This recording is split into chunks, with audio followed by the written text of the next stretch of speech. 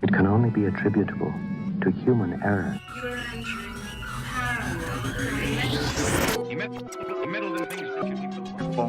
paranormal. Where will we go next? This phantom from another time. No one but tomorrow. That's it, man. Game over, man. Game over.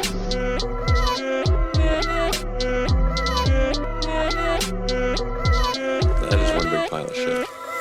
Hi everyone, I'm Alex Kaiju. I'm Jasmine with. I'm Eli Watson. And I'm Stephen Myers. And you're listening to Cryptid. Camp. Fire. Woo Woo. Fire! Whoa. We got it. Pow, pow, pow, pow, pow. Hello everyone, and welcome. Welcome to the monster party that is Cryptid Campfire. Yes, welcome everyone. Today we're revisiting our first episode. Woohoo! Which actually isn't that terrible. I went back and re-listened to it to do some research for this revisitation, and we might not have a lot of research and a lot of facts in that episode, but it is genuinely entertaining. Well, boy, do we got a lot of heart. I know. Remember when we thought we could cover 3 cryptids in a half-an-hour episode? And Jasmine didn't even research cryptids. She researched the literal man or the literal animal of a plesiosaur because that's what Eli said we were talking about. That's funny. I don't remember that. Yep, all my notes were on like legit plesiosaurs. Dude, I should have listened to that first episode before doing this episode. I'll be was ready really for part 2. Yeah, that's a good point to make. This is going to be a 2-parter episode because this champ boy, he's pretty hefty. Yeah, it is. Just when you thought it was safe to go back into the podcasting world, we got a 2-part episode for you, baby. Mm-hmm. So, what are we talking about? Yeah, We're talking Our favorite sports bar champs. Everybody Yeah, knows your name. There's no escaping. But yeah, we're talking about, I guess, what the OG American Nessie. Mm-hmm. Which wouldn't really make him OG, considering Nessie is the OG. But I get what you're saying. I roll with that. No, but well, I mean, when you look at the history, Champ showed up first before Nessie ever did. So he was so underground, nobody had even heard of him yet. well, yeah, he got popular, and then he got unpopular, and then Nessie happened, and then Champ never came back. Until today, baby. It's the Champ Revival Tour. We're bringing it to you across all 47 states of the United States. We're playing the Rose Bowl, baby. We're playing the Rose Bowl. We're playing the Cereal Bowl. Well, where does Champ live, I guess? So Champ resides in good old Lake Champlain? I don't know which it is. Which do you guys prefer? I say Champlain, like Champlain? champagne. Yes. Well, I would assume it's Lake Champlain because it borders New York, Vermont, and then it also borders Quebec, Canada. So I guess on that shore you'd call it Lake Champlain. That is correct, though. Lake Champlain is located in the northwestern corner of Vermont, straddling the New York state line to the west and the Canadian border into Quebec to the north. It joins the St. Lawrence River and ultimately empties into the Atlantic Ocean. Whoa, nice. Science. Ooh. Ciencia. Yeah. So, some other fun facts about Lake Champlain. It's a freshwater lake, Mm-hmm. and it's so large that it contains a number of islands within it. Really? Yes, there's like people who live out on some of those islands, and we'll get to a little bit of those in this episode, I think. Ooh. So it's approximately, well, at its longest point, it's 107 miles long, and it's 14 miles at its widest, Mm-hmm. with a max depth of 400 feet. Mm-hmm. And This that makes the perfect place for a lake monster to hide. Mm-hmm. Truly. That spot that's about 4 feet deep, that's between Charlotte, Vermont and Essex, New York. Mm-hmm. It's pretty crazy, because looking into Lake Champlain, because we're talking about Champ, the lake monster, and usually when we're talking about lake monster, we talk more about the monster and the history of it. But Lake Champlain's pretty crazy because it held a lot of Revolutionary War battles there. Mm-hmm. Did they really? Yeah, I don't know if you looked into it at all, Mm-mm. but apparently there was this big fort there that the British had. They had some settlements up in Canada, and Mm. so, but I guess at that time it wasn't as guarded because they had other places that they were dealing with. So Americans kind of came in and like snuck in and took it. And then there was this whole like back and take the whole battle between this fort and then all the areas surrounding it because there was just this big giant lake that people could travel up and down. You could get supplies to back and forth. Uh, so I guess Wild. yeah, the takeaway is I went into this looking to find some lake monster history, and I found instead the Revolutionary War. Yeah, I kind of got caught up in a lot of really sciencey stuff that Hmm. we may touch on later. I'm not sure exactly where it fits into our outline, but I'll bring it up when I think it's necessary. But another fun fact that I read about the lake is that it used to be a route for smugglers during the Prohibition. So in the 20s and 30s, whiskey would be brought across the lake by bootleggers from Quebec. And when US patrol boats would come after them, they would lighten their load by tossing the evidence, the liquor, overboard and escaping. Oh, Wow. dang. That And means people Champ think, was getting drunk. no, yeah, for real. Like people think, well, people don't think Champ's getting drunk, but They people created the believe, monster. they believe that that whiskey is still all at the bottom of the lake. Ooh. Well, I know what I'm doing this summer. Um, which is funny because I was just reading. This is completely a tangent, but the most like in the, I think it was the mid 1800s, um, whiskey was the most common drink for Americans because it was sold at 25 cents a gallon, which made it cheaper than water, milk, and other alcohol like beer. Wow. Yikes. Yeah, but anyways, um, did you guys get anything about the Champlain Sea? Mm-mm. Well, Lake Champlain used to be part of a much larger body of water, and it was known as the Champlain Sea. And there was uh, whales that used to live there. I mean, it was like huge. It covered like large chunks of northeast United States and southeast Canada. And but it all kind of shrunk down in the last ice age about 10 to 14,000 years ago. Okay, yeah, you're getting into some of the sciencey stuff that I didn't completely understand.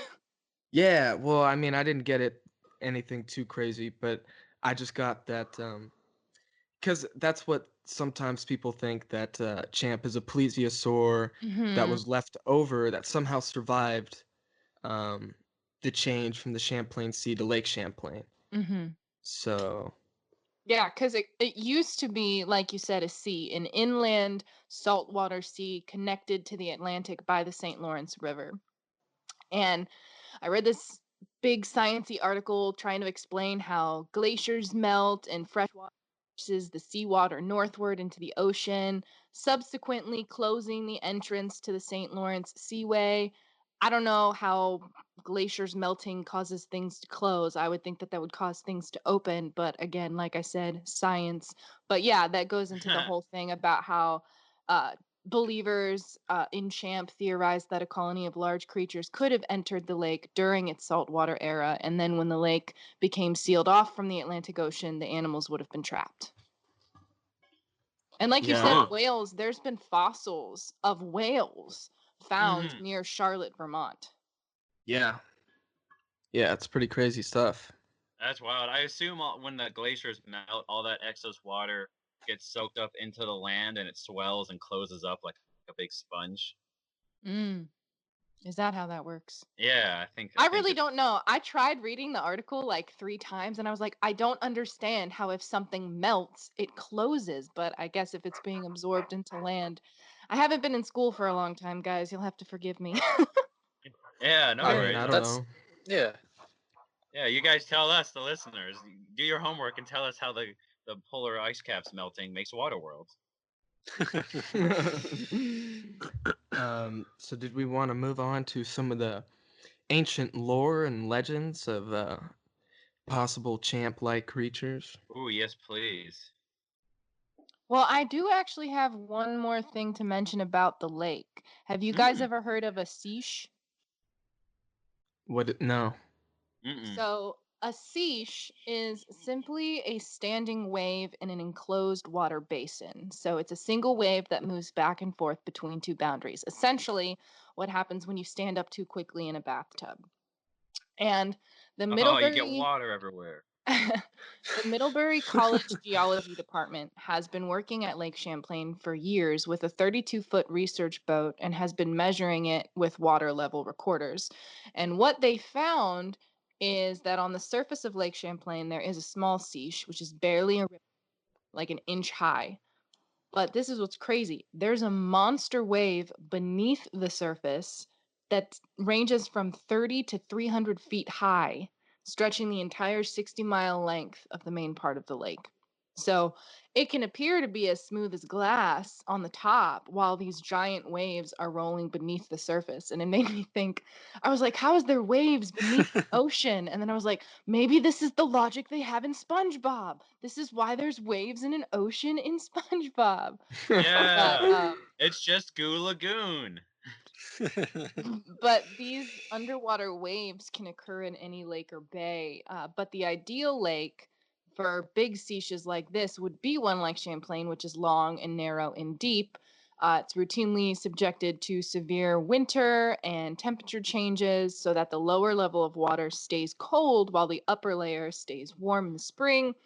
And strong winds have a lot to do with it too, why this phenomenon happens. But what's interesting as there's another lake just like this in the northern hemisphere that has also been studied for its sizable internal seiches, and that would be Loch Ness. Oh Huh. wow. Interesting.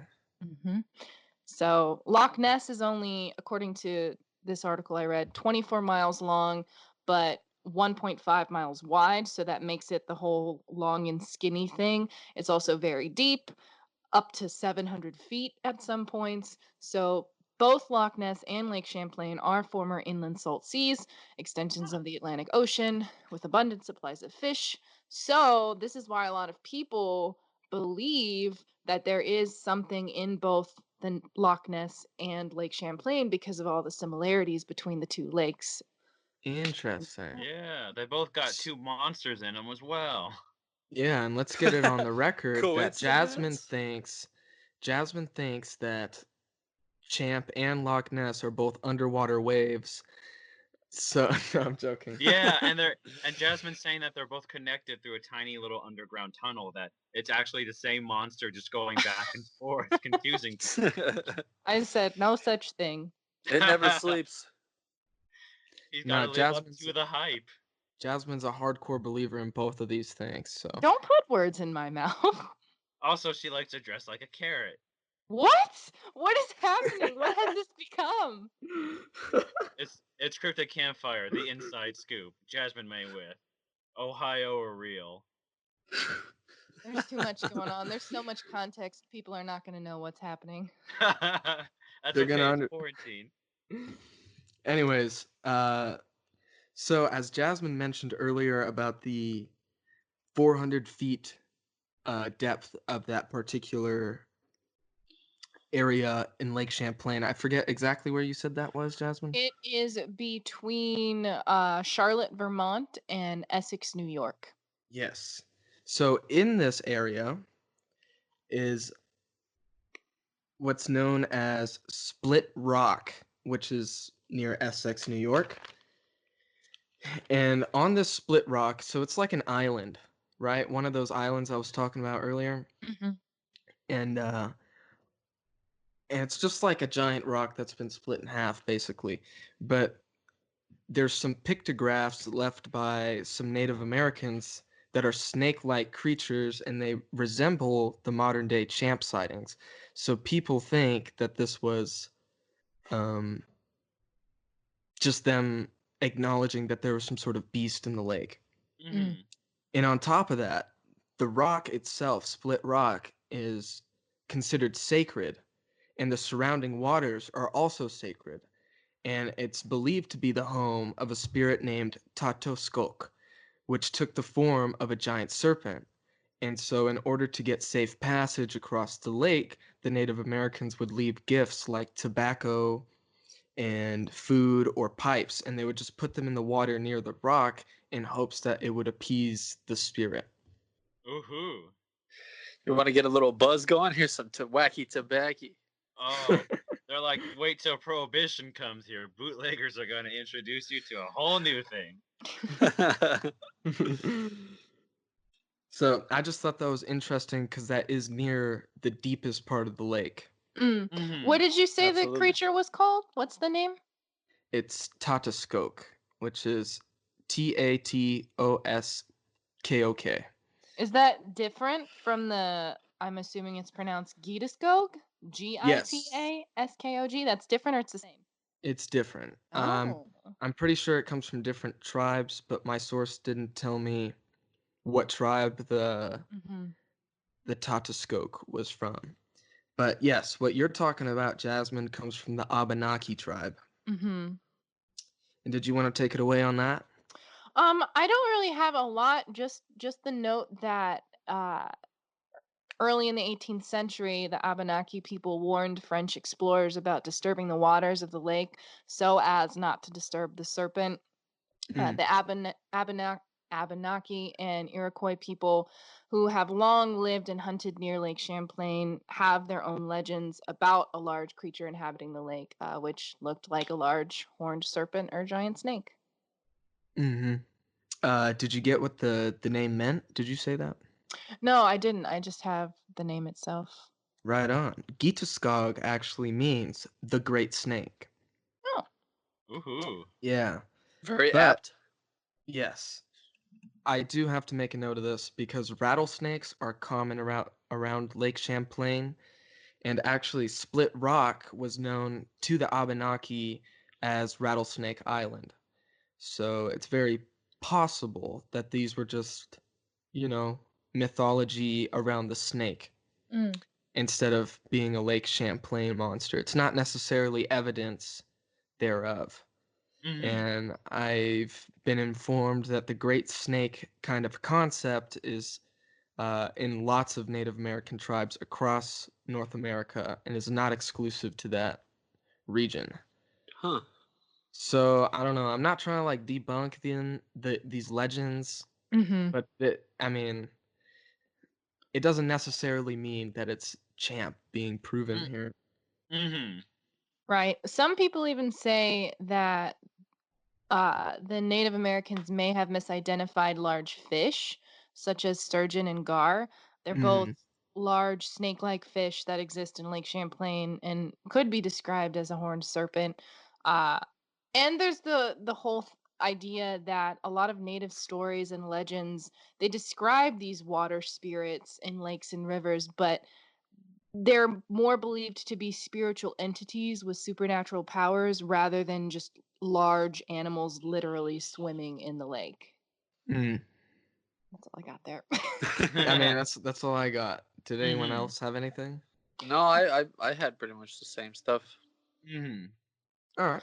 I did read, I'm not even sure how true this is, but so there's a place called Bulwaga Bay, which I know we're going to talk about later. But I read in an article that Kyle Miller and Andrea Annecy, who run Home of Champ in Port Henry, New York, which is Home of Champ is a souvenir and memorabilia business, they have an origin story that I don't 100% understand. I copy and pasted it directly from the article, and this is what it says.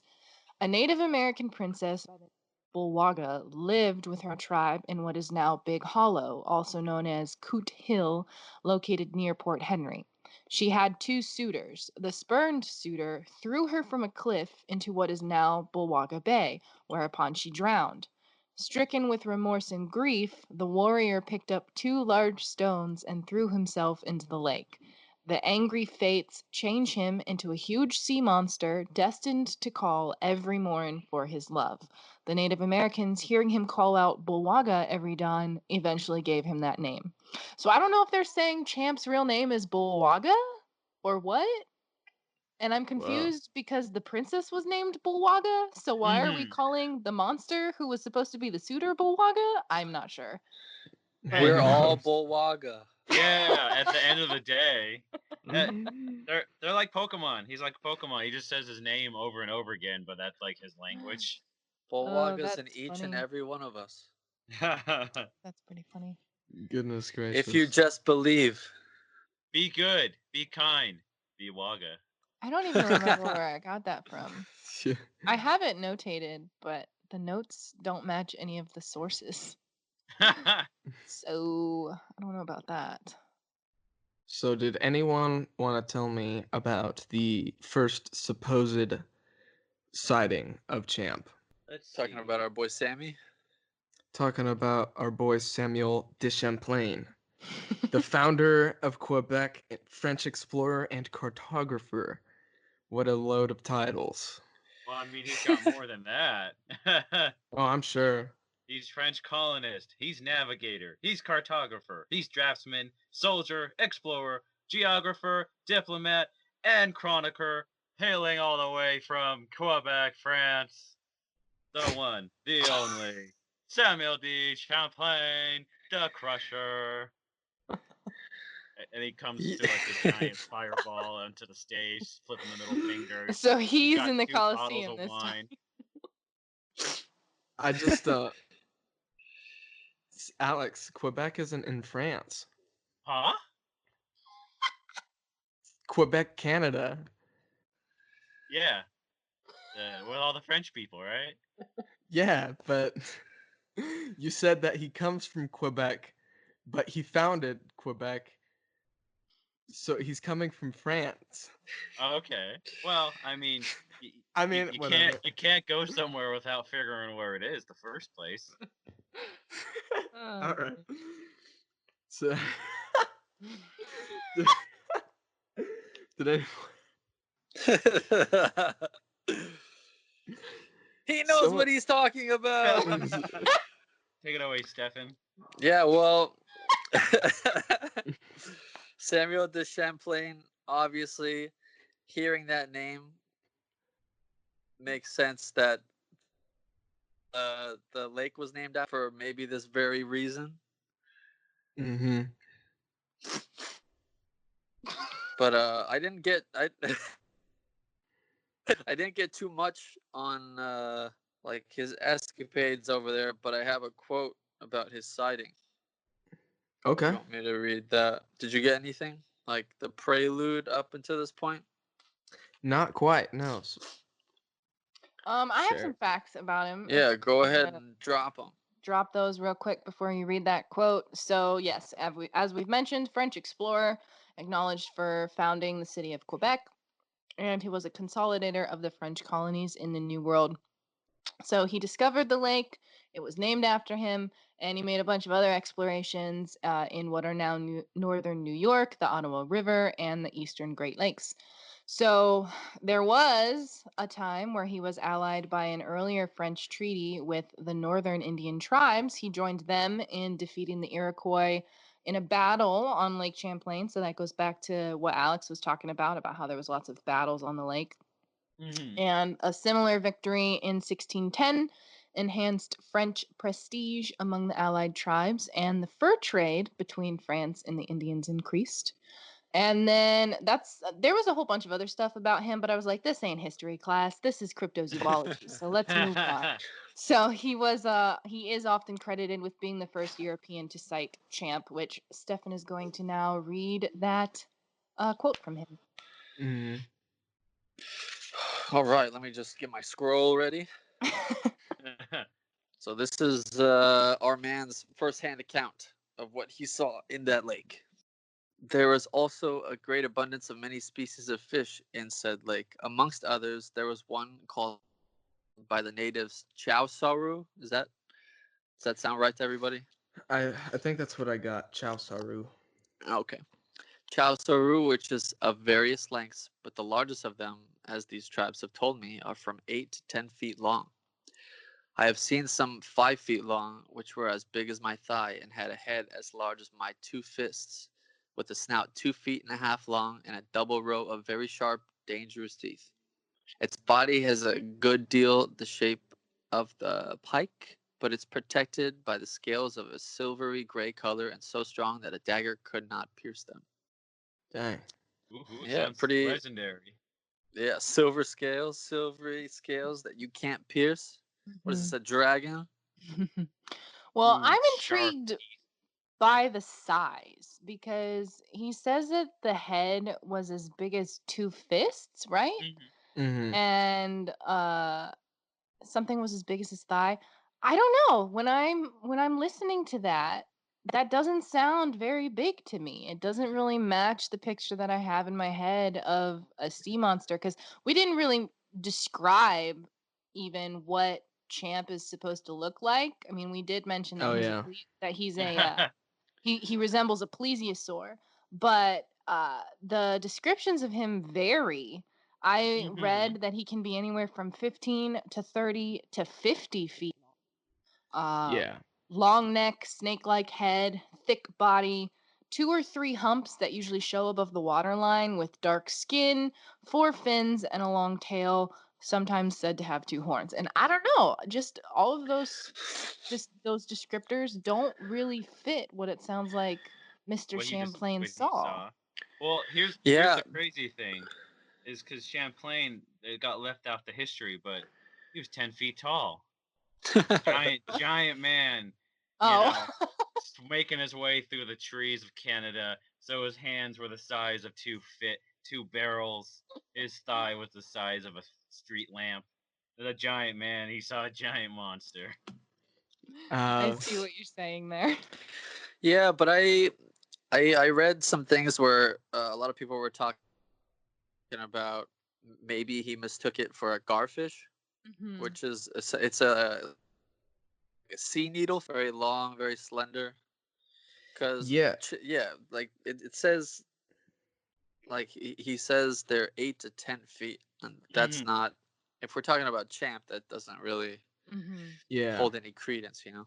Yeah. Yeah. Well, I actually do think he was talking about a garfish because he actually drew a picture of what he saw, and it strongly resembles a garfish. Hmm. hmm Even the double row of teeth and the scales he describes, it all matches a garfish, Hmm. hmm you know? And to be honest, the champ thing being tacked onto this, not only was his journal misquoted, because I'm glad Stefan started with what he did, because um, that was a direct quote from his journal and Hmm. not hmm the reproduced versions, because this wasn't like out there for everyone to know already. The first publication of it was in 1929. And so that's when they kind of twisted the words around and said that it was 12 feet long and hmm that the dagger couldn't pierce the scales, right? Yeah. So they literally just took bits and pieces of his journal and said, oh, he saw some sort of serpent like creature that he couldn't stab. And then the real kicker was in 1970, where it doesn't even, it says that he saw a serpent like creature that was 20 feet long, as thick Oh as a yeah, barrel, and a head shaped like a horse, which that's doesn't, what I got. yeah, I mean, that's a version that's completely even made up, you Yeah, does know? that Yeah. come from Vermont Life magazine? Yes, Hmm. yes. 1970 article. And hmm so, yeah, it's Yeah, just, it's yeah. just like that telephone game. Yeah, I was gonna say because I was looking it up and there's a quote Stefan read and it was like, oh, that's the direct quote, and even send with the translation is like they say like, oh, a great deal like the shape of a pike. He's like, oh, well, he was describing a pike. Like it's not like you can't be misquoted or anything. And then that's where they it translates into serpent thick as a barrel, a head like a horse, this 20-foot monster that like reared up and Right. he tried Yeah. to stab, and you're like, whoa, that's crazy. I mean, to me, it doesn't even sound like Mr. Champlain was really that flabbergasted by what he saw. It sounds to me like he's just leaving an account of, hey, yeah, this is what all the people here were showing me. We saw some fish. Some of them were this big. Some of them were that big. Some of them look like this. Some of them look like Right. that. Mm-hmm. Right. So, yeah, I really don't think. I mean, that's what it's been popularized as the first sighting of Champ, but I really don't think it is. Yeah. So, After reading about it all, I'm kind of like, I kind of wish people wouldn't include this in all of their Champ articles. Mm-hmm. It's right. kind of crazy, right? Homie gets all the credit.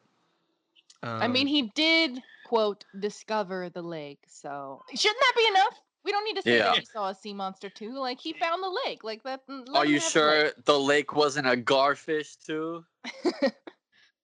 Well, I mean, he comes from Quebec, France, so I think it's Yeah. You can just smell the snails coming out of his mouth. I have the first published sighting. I don't have the entire article. I just have the headline. It's from May 18th, 1808, and it's the New York Public Advertiser, and the headline is Lake Champlain, a monster has lately made its appearance on the waters of the lake. And that's all you could find? That's all I could find. Interesting. Newspapers were flying off the shelves, dude. Checkmate, skeptics. Are you guys hearing my stomach growl? No. Okay, thank God. Whew. But It's now I been want to be rough. listening for it. So this gives me a chance to repeat my favorite sentence that I've ever said on the podcast. Captain Crumb was on a scow on Bulwaga Bay. The first time you read that in our first episode, I was like, I have no idea anything that you just said. But hey, since you read it again, let me teach the people what a scow is. Please Ooh, tell me. yeah. It is a flat-bottomed boat with sloping ends used to transfer cargo, clean out mud, weeds, and rubbish, and other harbor services. Wow. Ooh.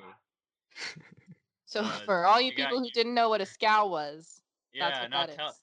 tell us what the hell a Captain Crumb is. I know. Especially because in the first episode, I know, we've already talked about Bulwaga Bay here, but we hadn't at that Mhm. point. I literally just whipped it out.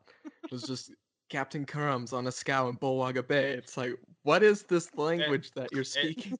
It's that picture of Walter White going, "What the hell are you talking about, Jesse?" But yes, tell us. Oh yeah, and this is when in the first episode we were making jokes about Captain Crumb and Captain Crunch, and we were figuring out what types of cereal Eli had in his kitchen. What? Ooh. Well, if you guys want to know, I have Cinnamon Toast Crunch, Chex, like just plain Chex, Frosted Flakes, and I think Reese's Puffs. Ooh, Ooh. I have Reese's Puffs too. Oh, I have the Reese's Puff Bat ones from Halloween. Those sound like they might be expired or stale. I mean they got an extra bit of Captain Crumb to them. So, what is the story with Captain Crumb?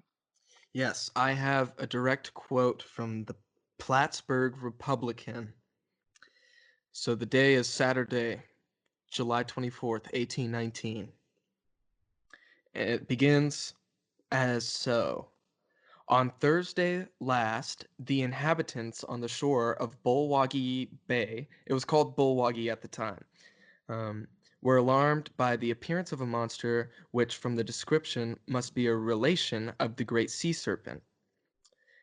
Captain Crumb, who witnessed the sight, relates that about 8 o'clock in the morning, when putting out from the shore, he discovered at a distance of not more than 200 yards an unusual undulation of the surface of the water, which was followed by the appearance of a monster rearing its head more than 15 feet and moving with the utmost velocity to the south. At the same time, lashing with its tail two large sturgeons and a billfish, which appeared to be engaged in pursuit. after the consternation occasioned by such a terrific spectacle had subsided. What a Well, language I know. English is. Captain Crumb took a particular survey of this singular animal, which he described to be 187 feet long. Its head flat with 3 teeth, 2 in the center and 1 in the upper jaw. Just 3 teeth. Just 3 teeth. In shape similar to the seahorse. Color black with a star in the forehead and a belt of red around the neck. Its body about the size of a hogshead with hunches on the back as large as a common potash barrel. Don't know The what that eyes, is either. I don't know, just a barrel, I guess.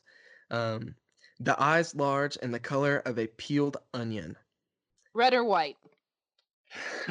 I don't know. It doesn't say. Red onion. So they're like gross purple eyes. Yeah, so that's the quote I have. That's Homie's a drinking too doozy. much whiskey from the lake. I was gonna say. That's a thing. Now, see, I read the modern day translation. I never came across the direct quote that you just read, and boy, was that an adventure. I find it very intriguing, though, because, again, none of that really fits with my picture in my head of what Champ is supposed to be. I mean, all of these very distinct things. 3 teeth, only 3 teeth. You know, a white star on the forehead. Now, that sounds like a Pokemon. Yeah. Yes. I know. And Captain Crumb seems like a Pokemon trainer that you fight. Like he's like some old crusty sea captain who's got like some weird sea monster Pokemon in a boat in the middle of nowhere. You gotta battle him. Dude, that's the DLC. That's the DLC for our game, dude. Oh yeah, and we're gonna get Willem Dafoe to voice him.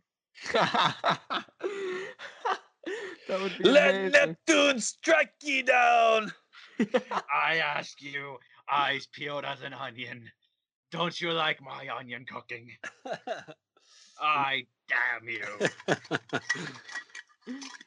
I do have an explanation though for why this one sighting is so strange.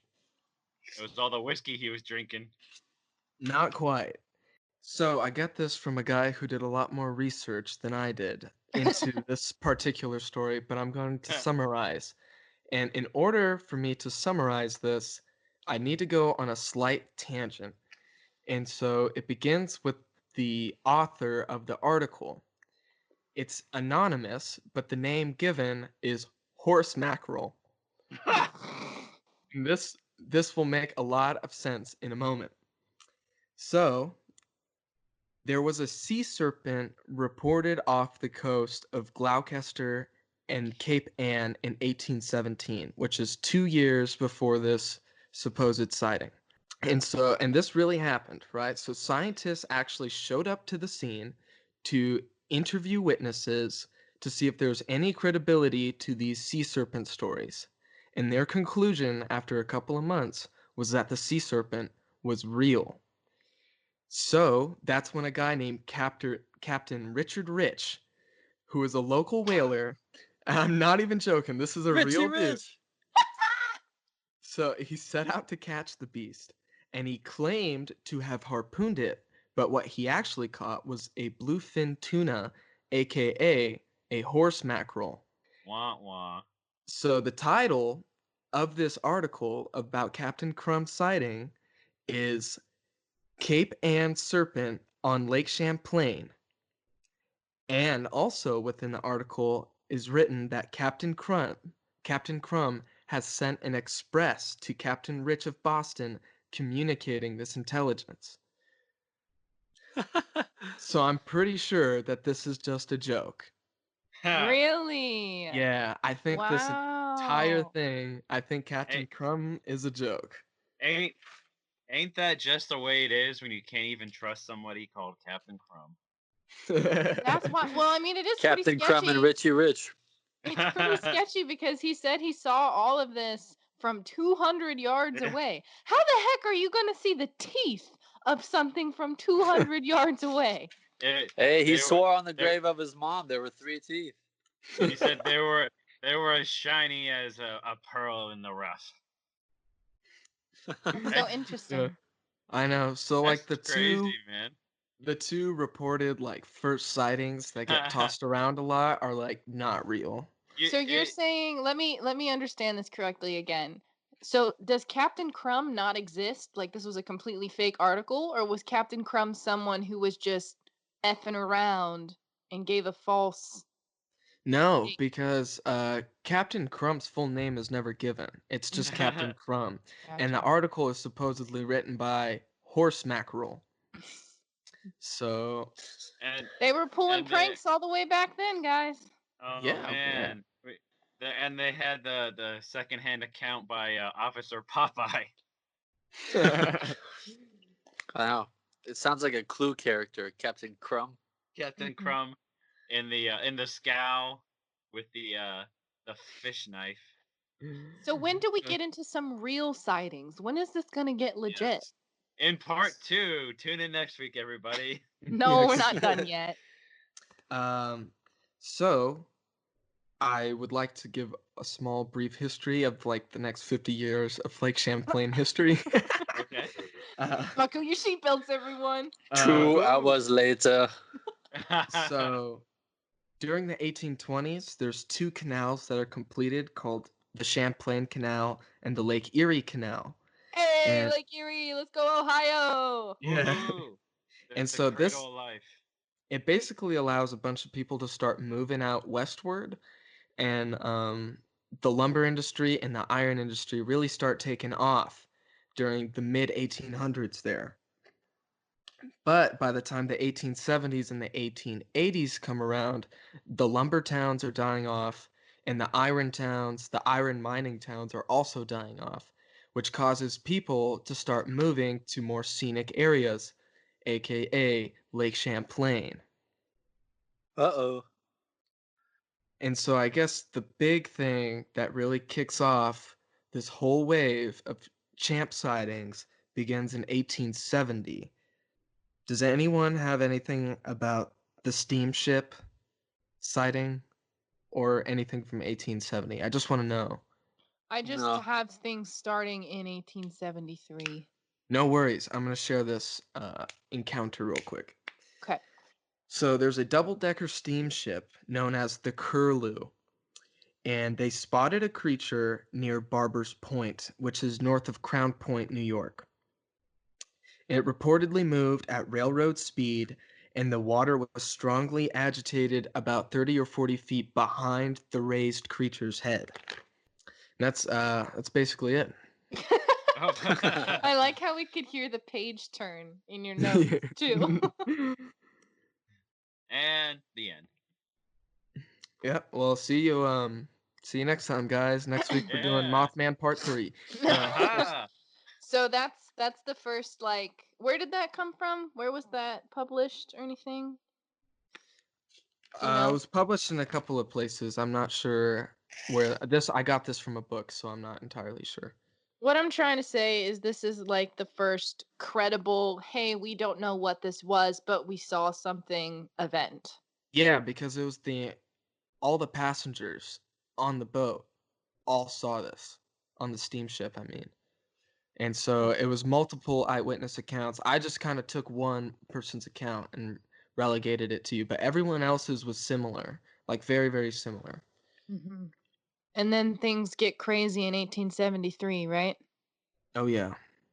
The Great Serpent Scare. Yes, the Dresden Serpent Scare. So Dresden is north of Whitehall, New York, and the Whitehall, New York was the first European settlement on Lake Champlain. So Dresden is kind of like a little bit north of this. Well, I got just kind of a little bit of info on it. From it's kind of a crazy story. Oh yeah. From what I can tell, in 1873, farmers were reporting livestock going missing, Hmm. cattle's going missing, cows and sheep, or chicken and sheep and cows going missing. And one guy, I don't remember his name, but I think he even saw a serpent, right? He saw a giant monster in the Oh distance. yeah.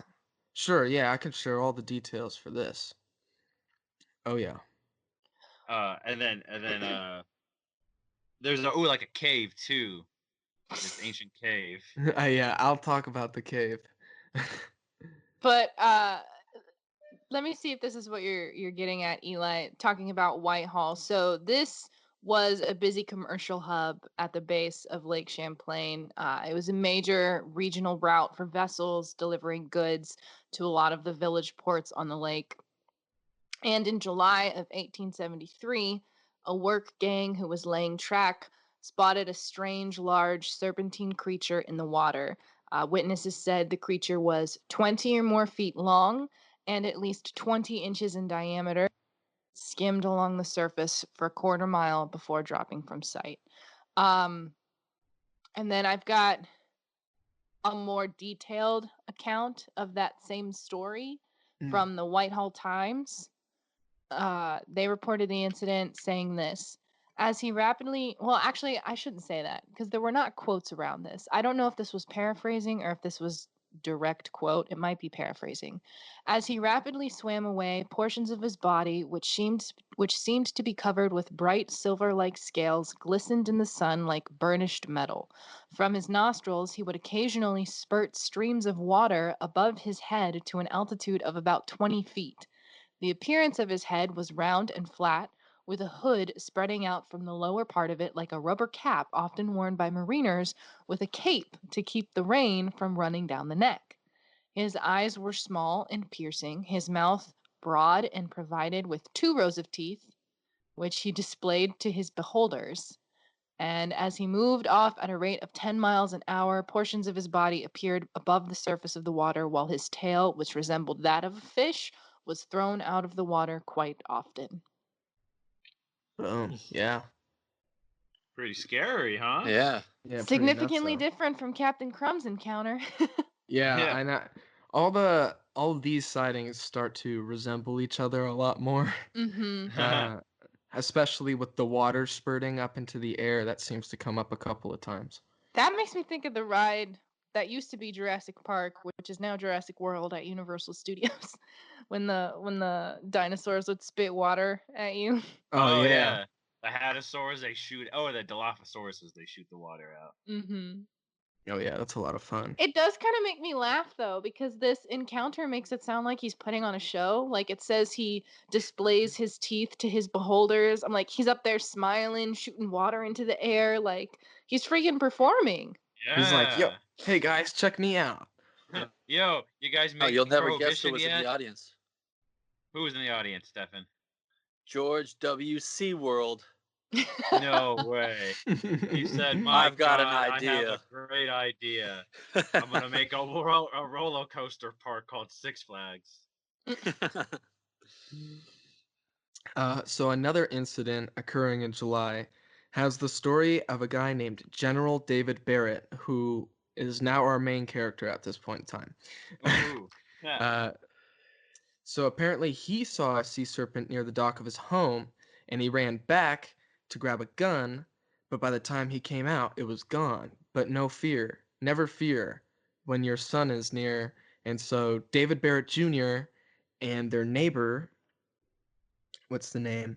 Leverett Wilson. They gave chase to the creature, and they saw it, and I quote, dragging its immense length across the tall grass of the marsh. And it had something in its mouth that resembled a turtle. So Barrett finally catches up to these people, and they fire on it, but the creature slides back into the water and just disappears. But they described it as being 30 to 40 feet long. Oh. Ooh. And that's when later animals began disappearing. General Barrett himself reported 2 calves missing, and he reported seeing from the enclosure all the way down to the lake shore matted grass. So he blamed the serpent for it. But yeah, all around the lake, people's animals like sheep and fowl went missing. And so it was actually the general who organized a watch team to watch over the animals at night so they didn't become a champ snack. Yeah, and not only were they disappearing, but apparently the cattle would appear nervous and restless at night, and they'd like Mhm. bellow and make a ruckus as if they were Mhm. like anxious and there was something going on. Oh yeah. Apparently, the nearby Chapman farm claimed to have a cave on their property that was home to a large reptile.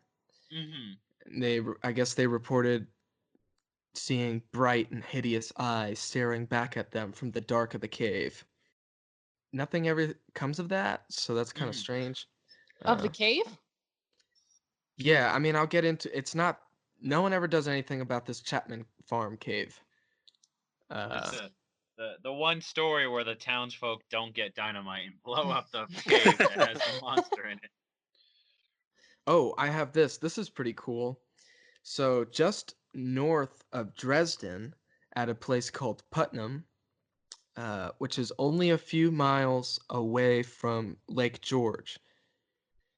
So it was believed that there was an underwater tunnel that the creature was traveling back and forth from between the two lakes. And so on Lake George, there's a place called Gull Island, and there's a bunch of caves within this area. And it was reported that the creature, the serpent, was living in these dens. And so a man who reportedly worked for P.T. Barnum, who we'll get to later, Mhm. um, he entered one of these caves because he was trying to catch it for P.T. Barnum. And as the story goes, him and his guide got to one of the caves, and there were screams from inside the cave, and so they hopped back in their boat and dipped out. Oh, they didn't check? Yeah, nah. Like Dan Aykroyd in the opening of Casper. Who are you gonna call? Someone else. Somebody else. That's right. But I yeah, forgot they did that. 1873 is when people were on edge. Like local legend was fueling the atmosphere of fear, uh, and everybody was saying that they were seeing things and that cattle was disappearing. And then, did any of you read about the steamboat Eddie? Yeah, I was actually just about to bring that up. Mm-hmm. Take it away. So Friday, July 25th, the little steamboat WB Eddie was reportedly struck by a great serpent and nearly overturned route from Ticonderoga to Whitehall. So the startled passengers and first mate Kin Holcomb said that they could see a creature's head and neck 30 yards away before swimming off at the speed of, quote, a fast sailing steamboat. This incident occurred as they were passing the Barrett farm at Dresden. And at first, it was thought that the vessel had just struck a log, but the passengers all made a rush to the opposite side of the boat when the vessel suddenly righted, and the spectators were horrified at observing the head of a great snake rise from the water about 100 feet to their stern and again spurt two jets of water high into the air.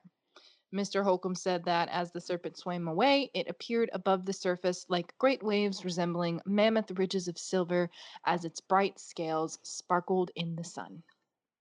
Dang, yeah.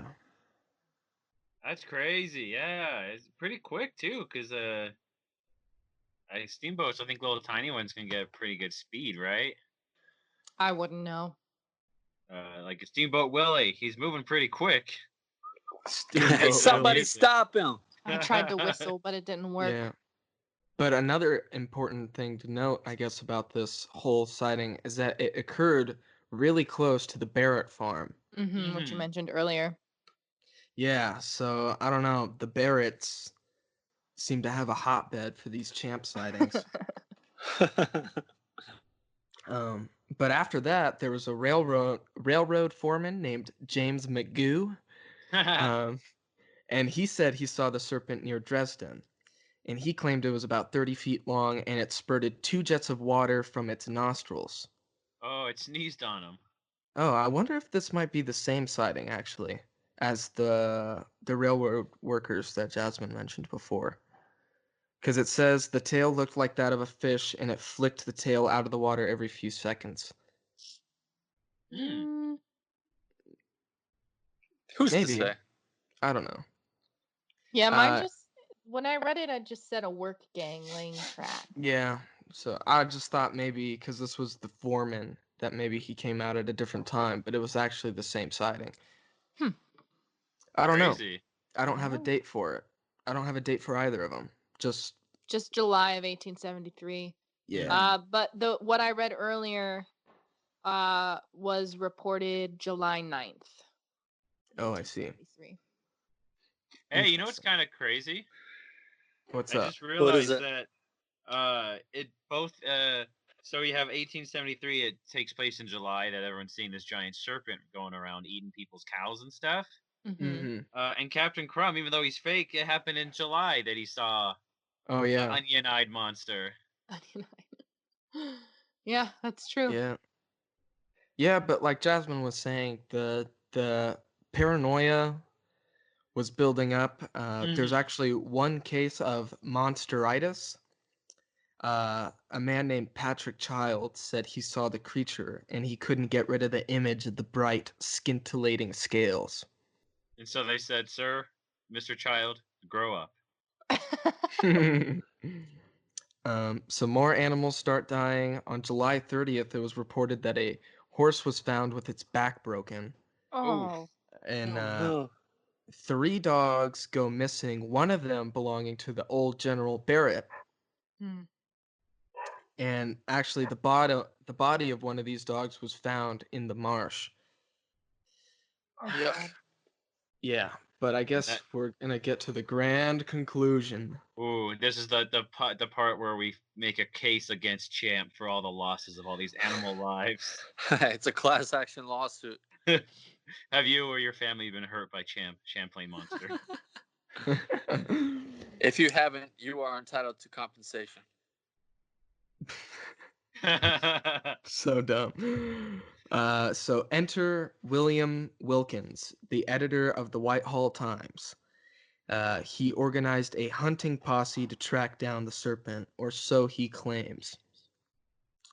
According to his own account, he organized the party that he organized had trapped the serpent at Axhelve Bay. Axhelve just is another word for axe handle, and this was in southern Dresden.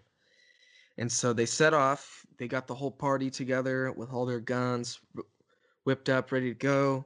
They get the steamship called the Molyneux. Oh yeah, so they get to this place, and it's a cave, like Alex was talking about. I think Mhm.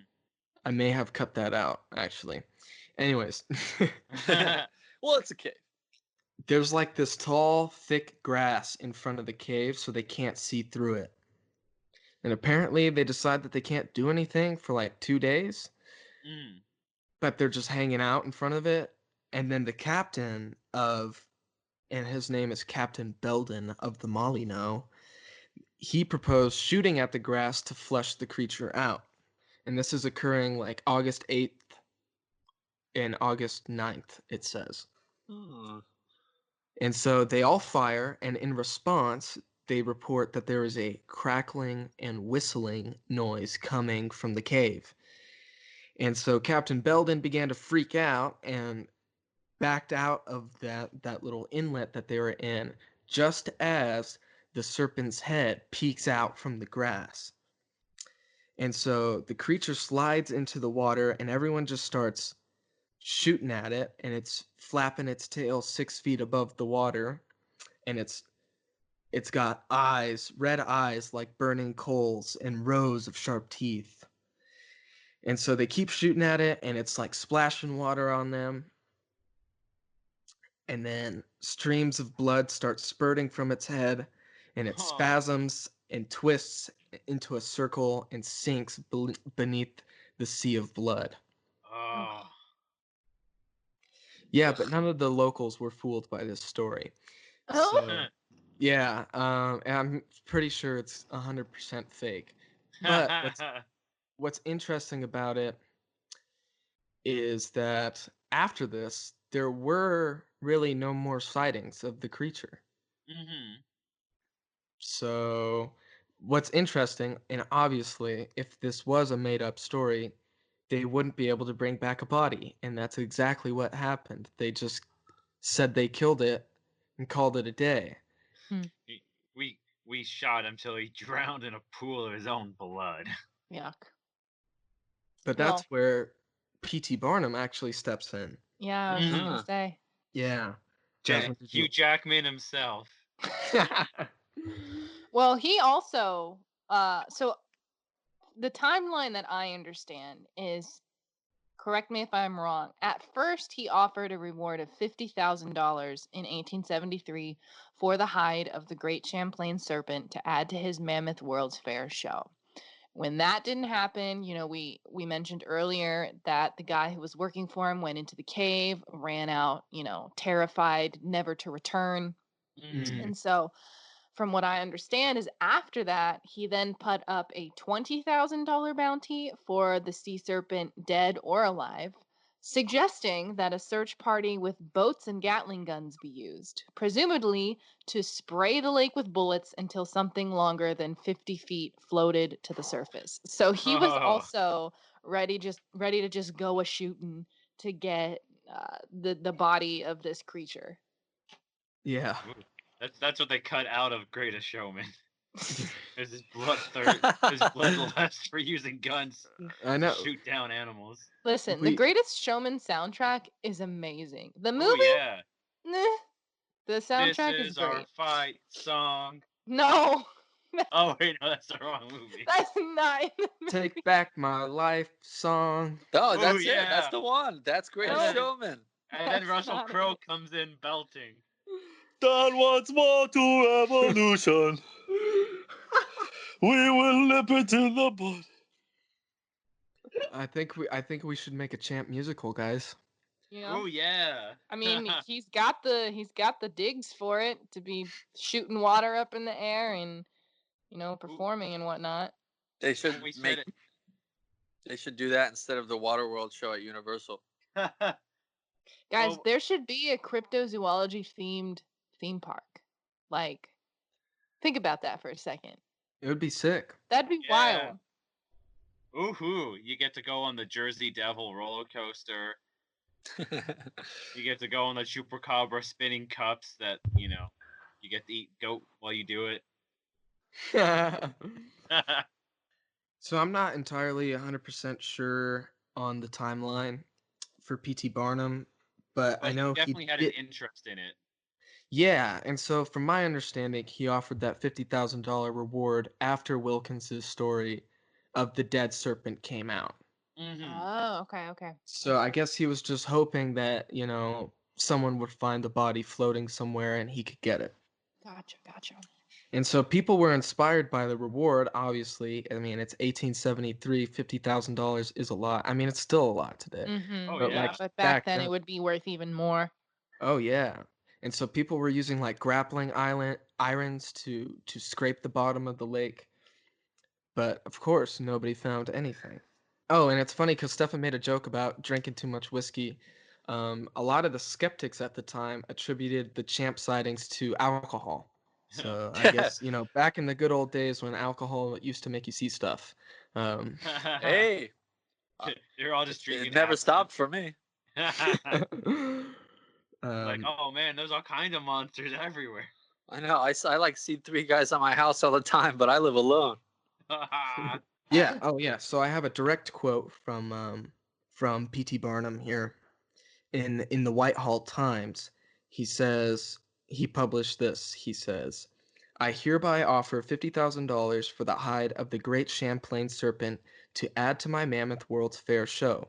You are authorized to draw on me for any sum necessary to assist in securing the monster's remains." So Oh. make of Pretty that straightforward. Yes, but I invite you all to come with me to September 7th, 1873. Ooh, bars. It was a work gang on the New York Canada Railroad, and they were sitting on the shore, and they noticed a floating object about 50 feet long and 25 inches thick. And they thought that it might be the carcass of the creature. But they also thought it might still be alive, so they were like, yo, get back, get back. So they got armed with like guns and pickaxes and, whatever they Grappling could. hook. Yeah, whatever they could find, and they shot out onto the lake in a dozen boats and started. They tied a noose around the tail and started. They tied a noose around the tail and started yanking it back to shore. But as they're doing that, they got into an argument about who would collect the reward. Because they thought a number of things. So General Barrett was supposedly one of the people who shot the creature, according to Wilkinson's story. So they thought that Barrett might want to lay claim to the reward. On top of that, they thought that Wilkins might want to claim to the reward because he was the one who had directly received the offer from Barnum himself to publish in the Whitehall Times, obviously. And so everything's starting to escalate between these dudes, and one guy threatens to destroy the body if he doesn't get money, and then they find out that what they're holding is not the body of a creature, but instead it's just a clump of like a large chunk of seaweed and slime Gross. that's Ooh. wrapped around one of these dock poles that actually belonged to General Barrett. Oh no. Yeah, so He So made you it boys are himself. gonna pay me for the damages. yeah. So I just think, I don't know, for that one guy who threatened to destroy it, it might have been awkward after that. They're like, "Wait, were you serious, bro?" Or He was like, nah, nah. Hey, What? What'd you is say? it too early? Is it too early for you 18th century lumberjacks to understand JK? JK, LOL, never mind. VRB. basically, after that, the 1873 serpent scare had come to a close, and it really wasn't until 10 years later that there was another big sighting. And this is probably one of the most reputable sightings of Champ ever. And so it's 1883 on July 28th, again another July sighting. And the Clinton County Sheriff Nathan H. Mooney reported seeing the serpent near Cumberland Head. And so he was aboard the steamboat known as the Nellie, and it was about 100 yards away, and he asked the captain if there was a buoy in front of him, and the captain said no. And that's when he realized the object was moving. And it was sticking out about 5 feet above the water, and the water was calm, so there wasn't any waves, and it was just this object moving across. And as they got closer to it, it just kind of disappeared, but then reappeared only about 20 yards away. And this is when we have a really detailed description from this, which I will read for you all. And he says that I then discovered that it was an enormous serpent. Sorry. I then discovered that it was an enormous snake or water serpent with a long jaw, a snake-shaped head, at least 8 inches across at the top or flat part, and then 10 inches from the top of the head to the end of the jaw. The serpent was half a mile inside of Cumberland Head and the same distance from the shore. Its body, which must have been 25 or 30 feet in length, was pointed to the north. And he even said that he was close enough to see the muscles in its neck contracting. Whoa. Yeah, pretty nuts about that one. It's interesting that it has like you said the white spots in its mouth. Yeah, it had white spots in its mouth as well. Yeah. You know what's kind of crazy? This is completely off topic, but very very interesting. I saw a post about it. So QR codes, Sure. Yeah. the Sure. black and white dot, little things that we don't know what that says, but the scanner can look at it and can read stuff. Mm-hmm. There's baby birds that have white spots in their beak mouth, and that's how the parents can tell which baby is which based on the spots. And they can tell if the baby's super hungry or if it's okay, depending on how wide the mouth is open. Uh-huh. And so basically, these baby birds have the QR codes in their mouths that the mom and dad read. That is very interesting. Isn't that crazy? So Now, Champ did you has a come QR across code. that? Did you come across the information while doing this research, or is that something you just knew previously?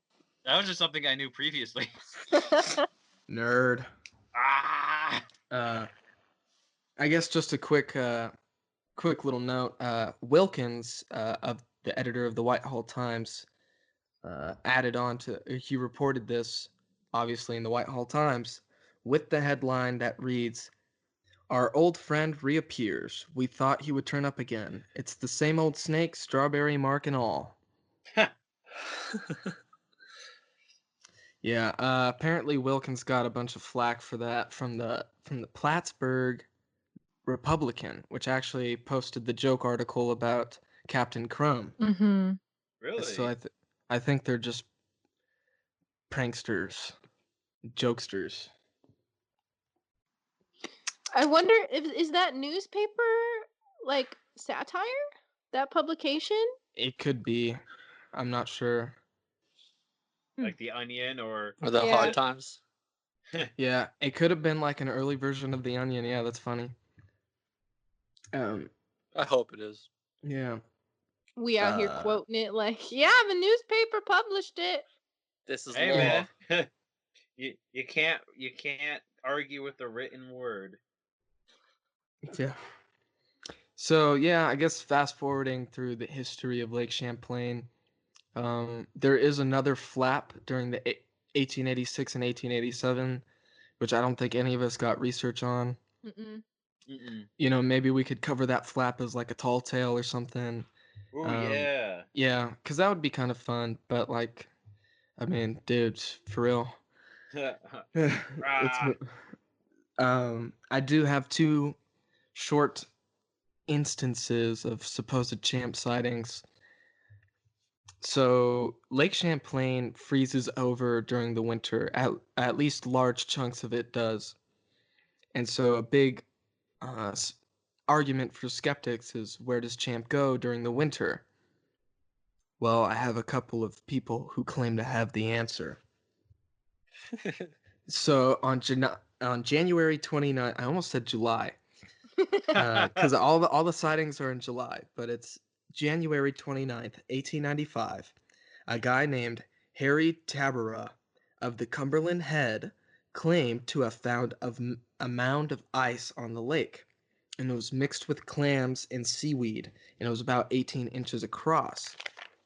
He said that when he looked through the hole, he could see clear to the bottom of the lake, and that there was clams and stuff at the bottom. Like empty clams, I mean, like Yeah. they'd been eaten. And so later that evening, the evening of his discovery, he reported that he heard a great swashing sound and a pungent fishy smell. Ugh. He smelled the pungent fishy smell. He didn't hear it. Ooh. You could see the visual stink lines. Yeah, and so another guy actually corroborated this and said that this was true, but the headline said that it was a muskrat. I'm not entirely sure how muskrats work, but I'm assuming, you know, they have that hole and just kind of go back and forth. You know, they go down below to fish and then come back up to eat, probably. Mm-hmm. But I think that's interesting, the idea of having, you know, air holes, because another presumption, I guess, about the champ creature is that it's a mammal. Of course, if it's like an actual fish, it wouldn't need to come up for air. Mm-hmm. Yeah. Yeah. Because So aren't dolphins mammals? Yeah, and 'Cause they whales need- are. Yeah, they need. That's crazy, right? Yeah. You think about it. You're like, oh yeah, we have more in common with dolphins than we do gorillas. I don't I think don't that's think true. We're made out of 98% water. They live in water. Gorillas have opposable thumbs, but dolphins are also mammals. Yeah. Dolphins are vicious killers, just like man. We are one and the same. So 3 months later, so I guess this puts us in April, the St. Albans Messenger reported that a man who is anonymous in the article, he was on the ice near Four Brothers Island, and he noticed a mysterious object in the ice. And so him and his buddy scraped off some of the ice, like some of that top layer, to get a better look at the thing. And they claimed that they had found a 20-foot long sea serpent frozen in the ice. Whoa. Yeah, but nothing was ever like made of that. Nothing, there was no follow up to it or anything. So They just found it. They're like, oh man, saints above, it's a frozen sea monster. yeah, basically, right? This is Oh, you pretty want to cool. go get some hot chocolate back at the cabin? You know, all right. Yeah, and so this basically takes us to the next century, the early 1900s, more specifically 1904. Well, I got a man whose name is Harry. Was it Waitress? I think Watro. He was a waitress. So Harry Watro, I got that he caught a serpent in Lake George, and like claimed it was like, I have serpent in quotes because it's obviously not real, but he fooled everybody thinking that he caught this like huge serpent, but he revealed later, like 10 years down the line, that it was just a huge, what was it, like 10 feet piece of board painted to look like a serpent in order to win a wager. Whoa, that's very different from what I have. Really? Because I have that. That's what I got when I read it.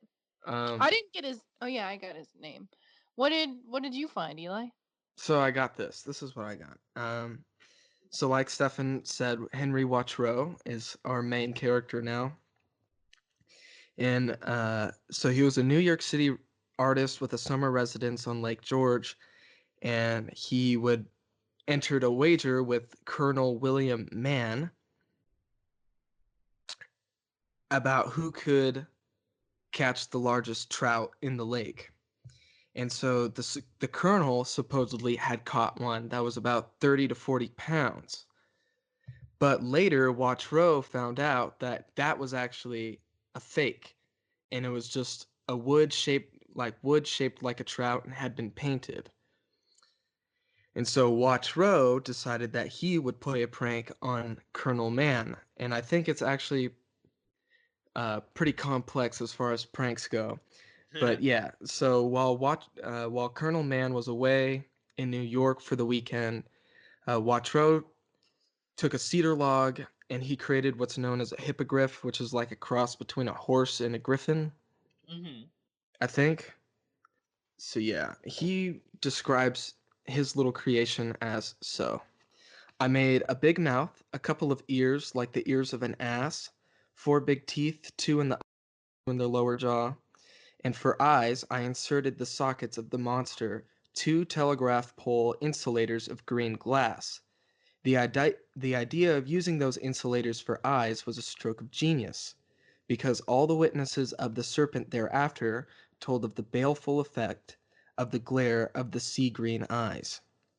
He painted the head in yellow and black stripes, painted the inside of the mouth red and white, or red and the teeth white, and painted 2 red places for the nostrils, and painted the ears blue. Woohoo, what a looker. Yeah, and so, like Stefan said, it was about 10 feet in length, and he attached a thin rope that he ran through a stone pulley that could be pulled from shore so that he could move it through the water. Oh my. Yeah, and so he sank the beast right in front of like Colonel Mann's house, who lived on an island in St. George or Lake George. Whoop.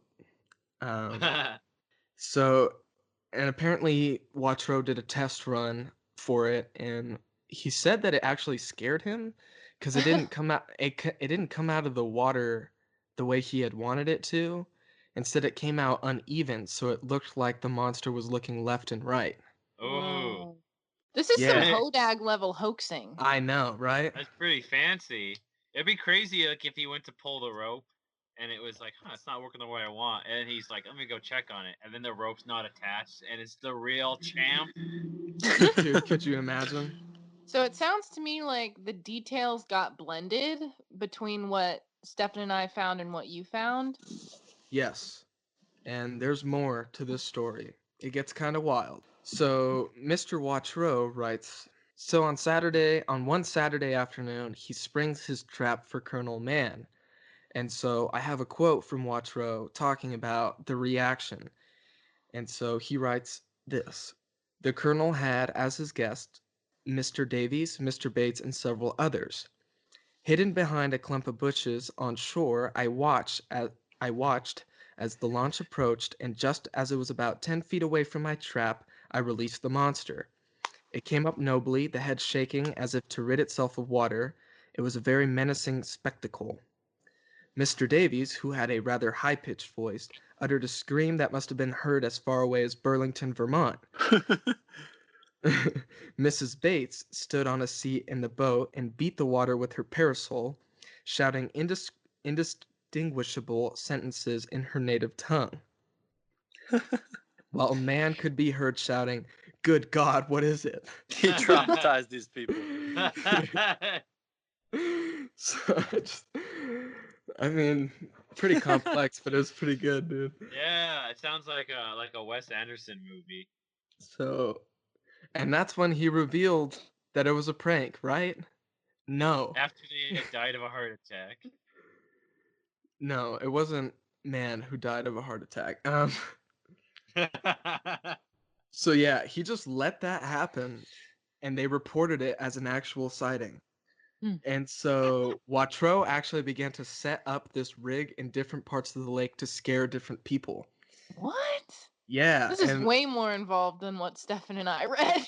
that's what I'm saying, is like, apparently one newlywed couple was scared by his little contraption, and so the bride starts screaming, and the dude jumps into the water, swims to shore, and runs into the woods. Oh dear. Oh, And so apparently his wife refused to see him when he tried to make up to her. Not sure how that story ends, though. And then, so it was after a person reportedly died of a heart attack after one of these sightings, No. that Watreau stopped, and I think he hit it or destroyed what he called Georgie at this point in time. And he So just he didn't got want to get found out. he got rid of the evidence. I think so. It's the And perfect crime. he fed the cops the murder weapon. yeah, he didn't reveal the hoax until April 24th, 1934. So it was a long time before anyone knew that it was fake.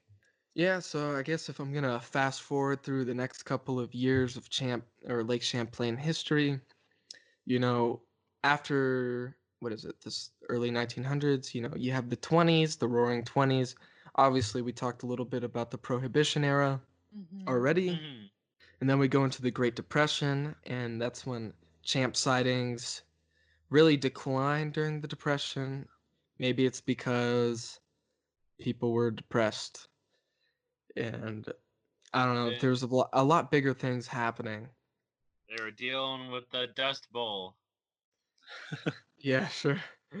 And World War II happened, and there wasn't a whole lot of sightings. Like, don't get me wrong, there are sightings during the Depression, the Prohibition, and World Mhm. War II. They're few and far between, but there are sightings. Mm-hmm. And so I think we're just gonna Yeah. skip over those.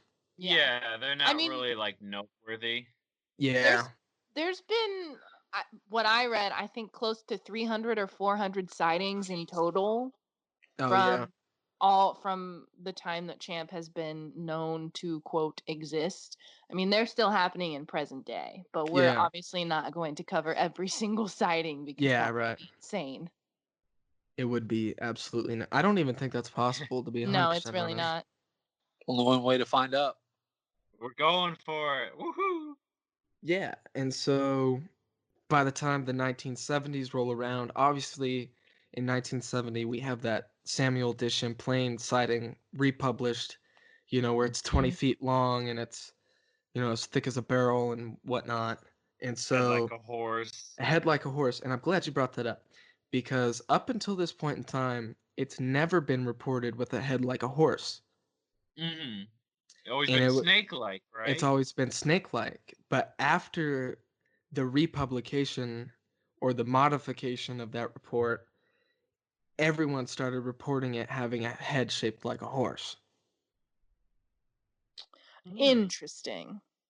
Yeah, so I don't know about that. But also, I don't know. I guess you could mistake a serpent-like head for a horse-like head, but I don't But know. what? Yeah, but what? Why the sudden shift? Maybe Champ detoxed after the prohibition. He went on a bender, had a little too much of the good stuff, and got a little bloated. And then after a 40-year detox, he hit the 70s, ready to say, "This is the new me, the new Champ. Disco's living forever, and so am I." So, obviously, the most notable thing to happen from the 1970s was the Sandra Mansi photograph.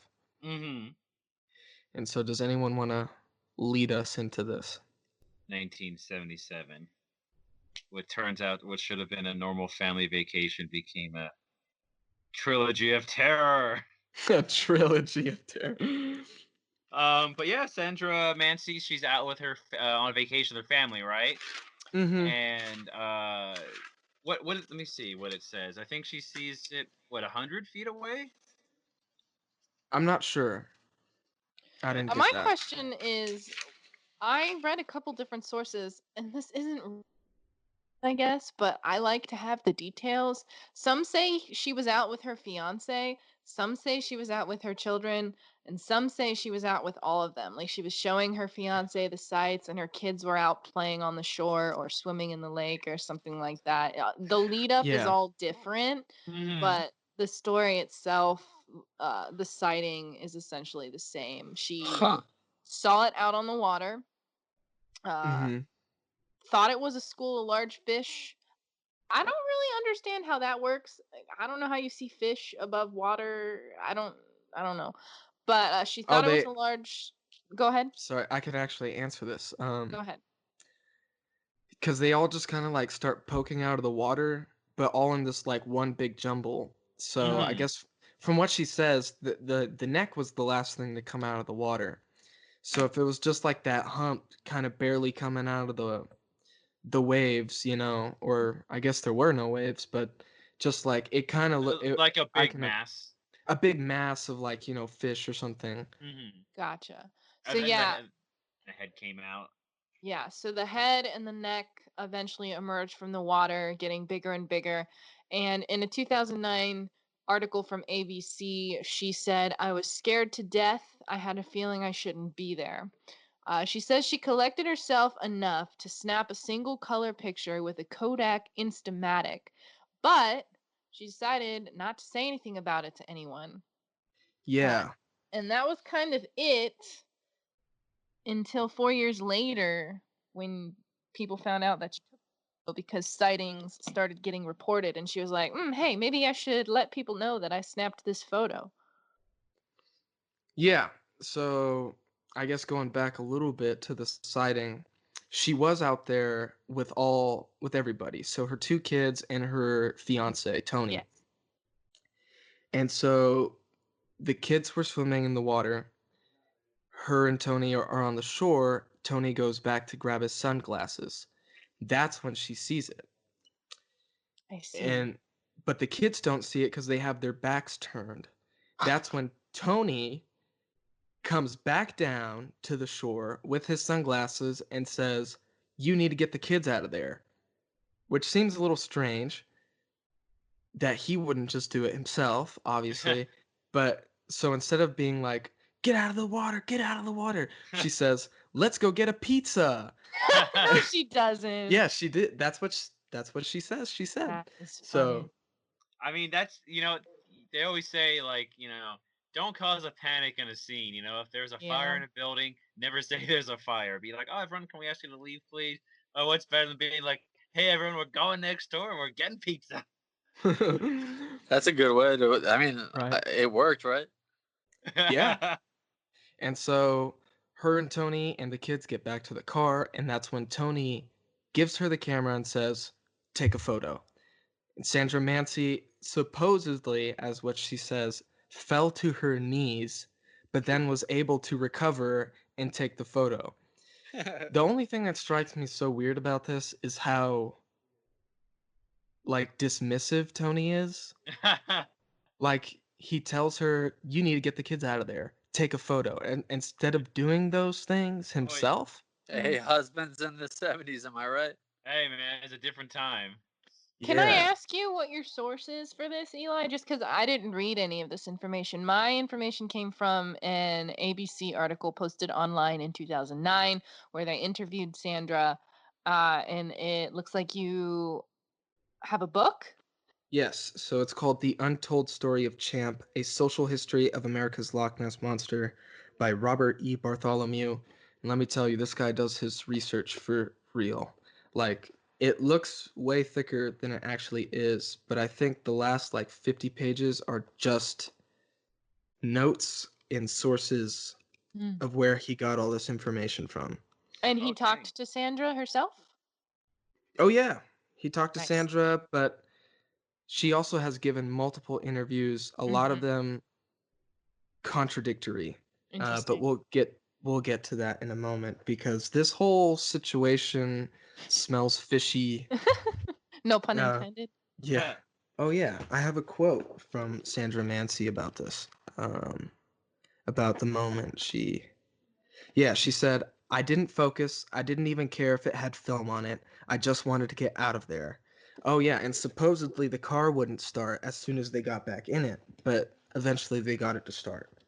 I'm not sure why that's important, but it's there. Does that mean you confirm Champ has the ability to psychically turn off cars whenever he wants? Yes, that's exactly what I'm saying. Pumping out I knew it. Injured EMPs. Cold was there the whole time. And he was wearing a green jacket. But like Jasmine said, they decided to keep quiet for a while. And this is important to note because Sandra Mansi claims that whenever they got their family photos developed, they threw away the negative. Mm-hmm. And she did the same with this photo, Mm-hmm. which became a problem later on. But in 1979, only 2 years after she had taken the photo, she got the photo to a guy named Dr. Philip Raines, who was a media professor at the State University of New York. And, he was like, "So do you guys have the negative?" "No." "Well, do you guys know the location?" "Oh, yeah, I'm sure we could find it." And so they wait an entire year till July 4th of 1980 to even look for it, and they'd take a vacation on Lake Champlain and wait till the last day of their vacation to look for the location and then claim that they couldn't find it because of bad weather. And so, Rains is kind of upset about this, but he brings someone else on board whose name is Joe Zarzinski of Wilton, New York, who actually went on a couple expeditions to try to find the Loch Ness monster. Oh, dope. And so, oh man, I really skipped a lot about this because it was after their little family vacation and their search for the location of where the photograph was taken that the Manseys decided they wanted to go public with the story. So Rains was adamant that they didn't go public until they had the location. Mm. Because obviously not having a negative and not having a location for where the photo was taken looks mighty suspicious. And so, but they just didn't care and they decided to go public. Zarzinski decided to side with them, and that's when Rains made it a big deal and was like, "Oh, I'm betrayed. The investigation has been delayed forever now." And like, dude, Everything's been ruined.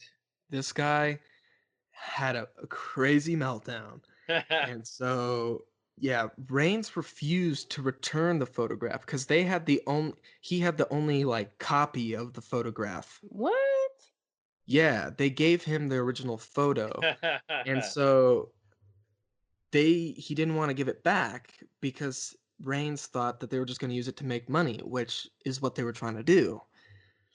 And so Zarzinski asked twice, and then the Mansies decided to reach out with their attorney, and the attorney wrote a note like this, which also raises a bunch of questions that I don't have the answers for. So the attorney writes, the attorney is named Alan Nair. He writes, on the Friday after Thanksgiving, the Mansi home was broken into while the Mansies were meeting up with me and another attorney. Every indication is that the intruders were looking for the photograph. For this reason, we must take every security precaution available to us. Consequently, we must request that you return any prints or negatives of prints that you may have concerning the creature in your possession. Please be assured that the above request has no negative suggestion. You have been an immense help, and the Mansies appreciate it. All we are saying is that it is quite apparent that there are those who will take criminal steps to secure the photograph, and we want to eliminate that temptation and opportunity.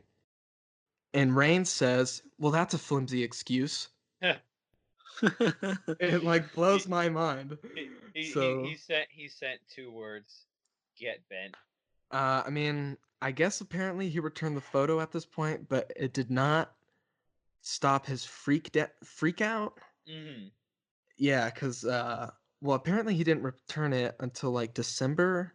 So Zarzinski asked again after the news, or the attorney wrote him a letter, and then Rains freaked out again, saying that he wasn't going to get written out of champ history because Zarzinski wants to make money. And it's just like, where are you getting all these ideas? And just like, it's the Mansi's photograph, Yeah. But so the Mansies actually went public November 11th of 1980, but the picture wasn't published until 1981. It was just, I guess, like declaration of what they had seen, and that there was a photograph taken, but it wasn't actually published because I don't think they had the photograph yet. Mm-hmm. And so Zarzinski founded the Lake Champlain Phenomena Investigation Team. I'm not sure what they did or what they accomplished. Yeah, so the photo itself was published on June 26, 1981 in the New York Times. Mm-hmm. The headline reading, "Is it Lake Champlain's monster? Dun dun dun." Or is it Maybelline? Ba, ba, ba, ba. Ba, ba, ba. Get Henry Jones Jr. in there. And then now you've told a whole part of the story that I didn't even know existed, so I'm not sure Right. it's into the timeline. Mhm. But the photograph was eventually examined by a couple different experts to see if it was real. So Dr. Roy P. Mackle, a University of Chicago biochemist who is an expert on the Loch Ness Monster and other legendary creatures, persuaded Mrs. Mansi to submit the photograph for analysis by scientists at the University of Arizona Optical Sciences Center. And this analysis confirmed that the picture had not been tampered with, though it was beyond their scope to determine whether the object in the picture was animate or inanimate, something ordinary or extraordinary. And they used a couple different processes to do this. Dr. B. Roy Frieden, professor of optical sciences at Arizona, said Mrs. Mansi's photograph was a high quality print that, quote, does not appear to be a montage or superposition of any kind, end quote, and that, quote, the object appears to belong in the picture. They said they didn't see any evidence of tampering with the photo, and to see if the object might have been superimposed onto the picture, Dr. Frieden examined the wave patterns through a microscope, and there were no sharp lines or divergence in the waves. And then they also used a scientific process that I still have a little bit of trouble understanding. This came from an ABC article as well. This is how they explain it. The photograph was next examined through techniques developed for processing and enhancing images in military surveillance and planetary exploration by spacecraft. Called the Interactive Picture Processing System, the technique involves scanning the photograph by densitometer, an array of light detectors that converts every point in the photograph into digital form and then records the digital codes on magnetic tape. More than 1 million numbers from the Champlain picture were stored on magnetic tape. The tape was then played back and the picture displayed on a screen. By twisting dials, Dr. Frieden could change the light contrast and highlight certain features. He did this to determine if any objects, such as pulleys or ropes or anything suggesting a hoax, uh, were readily visible in the photograph, and no such objects emerged. Yes. Science! Oh, Ooh, take that, but skeptics. interesting that you bring up Roy Mackal, though, because that was also another reason for Rains freaking out, because I guess he got mad at Zarzinski that Zarzinski didn't tell Mackal that Rains was one of the first people to see the photograph. And that was a thing that set him off as well. Rains is mentioned in this article, but he's not made out to be panicky. It's just No, he's mentioned as saying that he's an expert on nautical phenomenon, and that having the negative would have enabled investigators to blow up and otherwise manipulate the picture with less distortion. So don't get me wrong. mentioned briefly. A little worm. He was very professional, but the letters he wrote to Zarzinski were like really weird.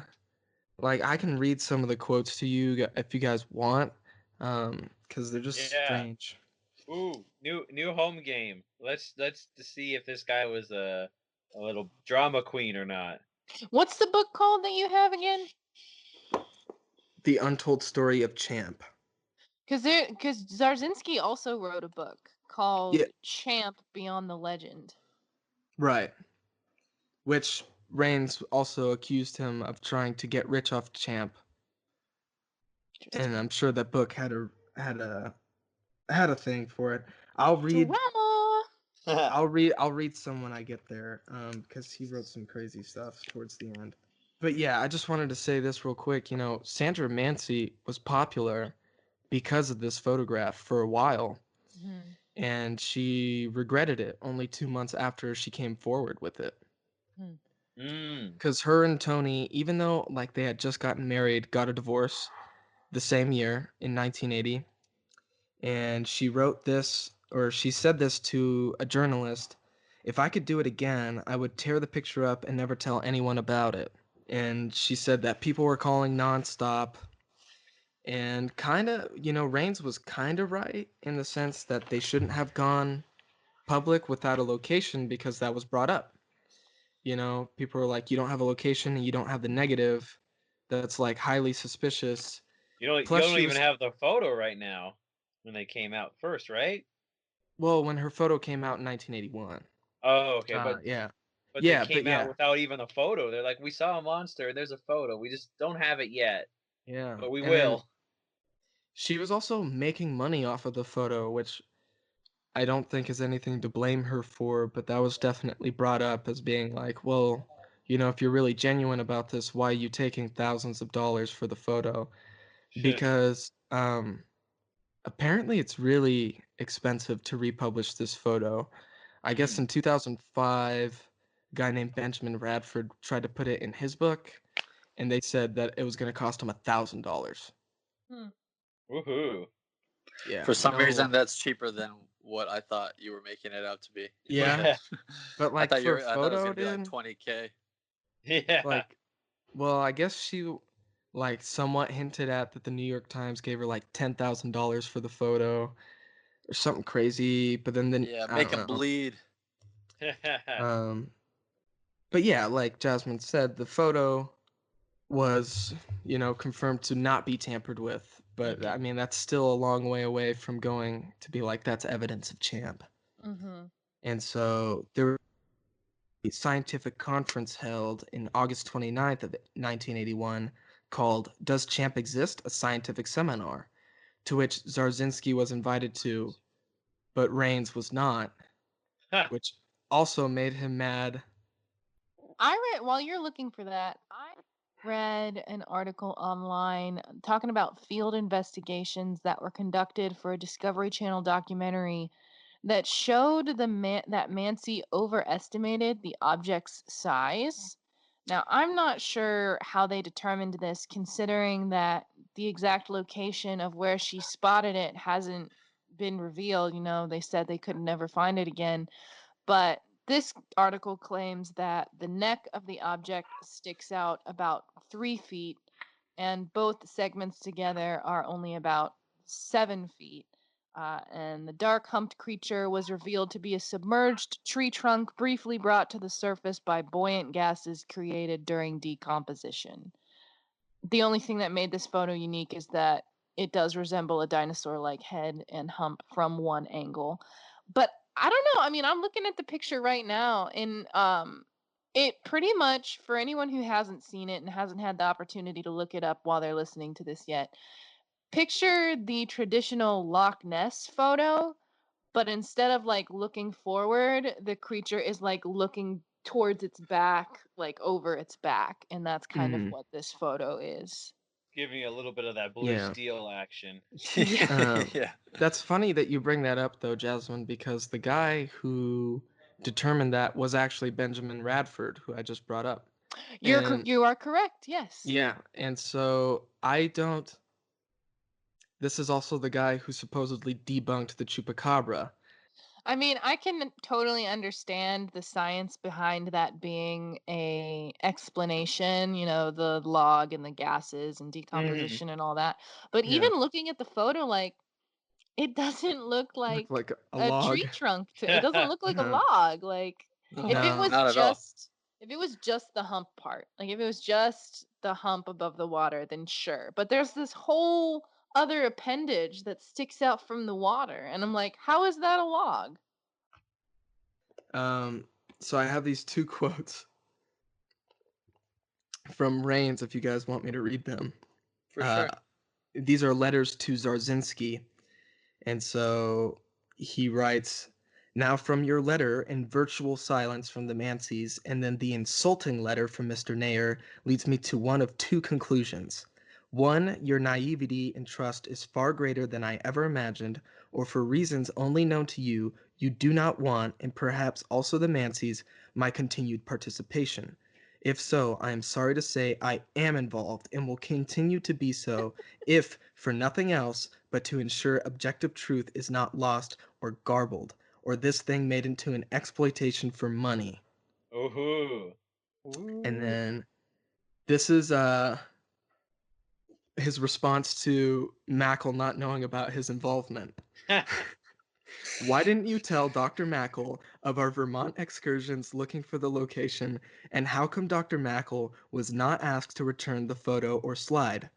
Ditto Dr. Zug, who is the head of vertebrate zoology at the Smithsonian Institution. Did you return your slide? I asked you that, but you did not answer. Why are you in contact with Mr. Nair? To what purpose? He's just kind of, and he even wrote a poem, but I'll save that for later. Ooh, yeah. He sounds like I could picture William H. Macy saying all of that. Yeah. Oh, here, I'll just read the poem now. So, this is a truncated version of it, but it goes, "Oh, Joe Sandy, if only 'twere so, how sweet 'twould be for thee and thou to reap the gifts of Lake Champ's fat cash cow." Just, Ooh. He's a regular Billy Shakespeare. but the thing is, he wrote that poem in 2010. Like 30 years after the fact. It's like you're still holding on to this. Anyways, like I said, so him and Zarzensky met at the scientific, what is it? The scientific conference held at Lake Champlain. Does Champ exist? A scientific seminar.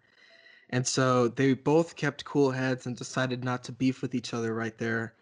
And so Roy Mackle was actually at the seminar, and he basically just talked about his theory that it was a zeuglodon, that Champ is a zeuglodon, I guess. Mm-hmm. And then we also have J. Richard Greenwell, who was from the University of Arizona, I believe. And he was the one who actually discovered that the photo was not tampered with. So, what Jasmine was saying earlier. Yeah. Rains just re-emphasized the importance of finding the location of where the photograph was taken. And then people shared their experiences about Champ. And yeah, I guess it just kind of faded away from people's memory pretty quick. But yeah, like I guess I was saying earlier, Mansi's story changed a little bit over time, sometimes contradictory. I know she mentions that Tony gave her the camera, but other times she says that she took the camera on her own. It's a little thing, but like that seems a little weird. She also mentioned that they took the photo. It was around 12 or noon, right? Or 12 or 1 o'clock. And by the time she had taken the photo and gotten back to the car, it was dusk. Which is also strange. Because apparently, when was it? Like July or June 1977? That's around the longest time, like the longest days of the year are in those weeks. So it wouldn't just go from 1 p.m. to dusk that quick. She likes to walk really slow. Yeah. And then another thing that people always tear her apart for is, she said that she saw the hump in the neck, and then she later describes it as a dinosaur, which I feel like is justified because it does look like a dinosaur. But everyone's like, see, she can't keep her story straight, and I'm like, I don't know, dude. I don't know about that one. Yeah. That's like when somebody, says something, but they misspell it. So that's like your entire critique of what they just said. You Yeah. just misspelled it. So you're completely invalid. Yeah. But yeah, that Reigns and Zarzinski saga continues for a while, and I just skipped over all of it because there's no need to bring it up. It barely has anything to do with Champ by the end, and just like Zarzinski's not even responding at this point, and Reigns is just continually sending him letters. It's just like, I don't know, dude. Well, I know who we're gonna have in the Coliseum for this special. Ooh, yeah. I'll put Reigns in there. Yeah. Right. Reigns and Zarkovsky together. Zarzinski. Yeah. Zarzinski. Yeah. But yeah, like contrary to what Reigns was believing that Zarzinski was like making a bunch of money off of Champ, Zarzinski didn't make any money off of the photo, and he like made some money off of the book, but that was about it. He definitely wasn't like rolling in money That's a to good just, place to end it. He ran you out of know. money. You're absolutely correct, Alex. This is where we're ending it for this week. Thank you everyone for joining us on our epic journey of Champ Part 1. It was a lot. It was a lot. I say Epic lives up to that time. Yes, and be sure to join us later this week for an epic interview with a Champ researcher. Ooh, Cryptid Campfire did it. We got Champ in the booth this week. Right on. So, Alex, if I want to find you online, how do I do this? Yeah, well, if you want to find me online, you can find me on Instagram and Twitter at Alex Daikaiju. That's Alex Daikaiju. And my sources today were I used the dreaded Wikipedia today, and I used Lake Champlain region.com, I believe I wrote. So if that's a real website, I used it. If not, something close to it. And it's been a real deep dive today, and I'm glad somebody brought the floaties, and that's Jasmine May with. And tell the people about yourself. You can find me on Instagram and Twitter. My name is the same on both profiles. It's Jasmine Maywith, JasmineMaewith.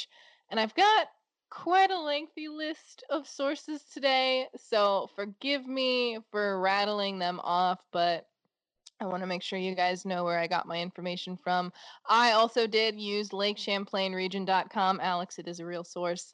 I also Woohoo. used NewEngland.com, Go Adirondack, New York Upstate, New York Times, ABC News, RoadTrippers.com, Genesis Park, Houston Chronicle, Encyclopedia Britannica, Discover Magazine, the official site of Minor League Baseball, Live Science, New England Historical Society, and the William G. Pomeroy Foundation. And some of those sources have information that will be used in our part 2 episode as well. So not everything that I said today came from all of those places, but that is the main chunk of the research that I did for today's episode. Nice. Nice. And now, ladies and gentlemen of the jury, I present to you a man who lives, who laughs, who loves, Stephen James Myers. Uh-oh.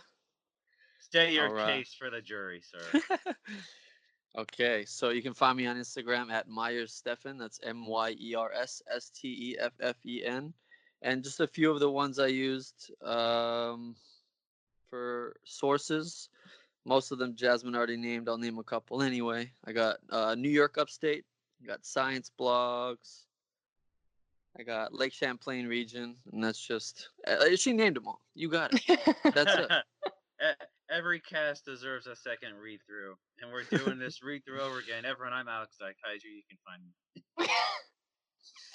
And let me just say, heavy is the head that wears the crown of controlling the social medias, because that is the Eli Watson.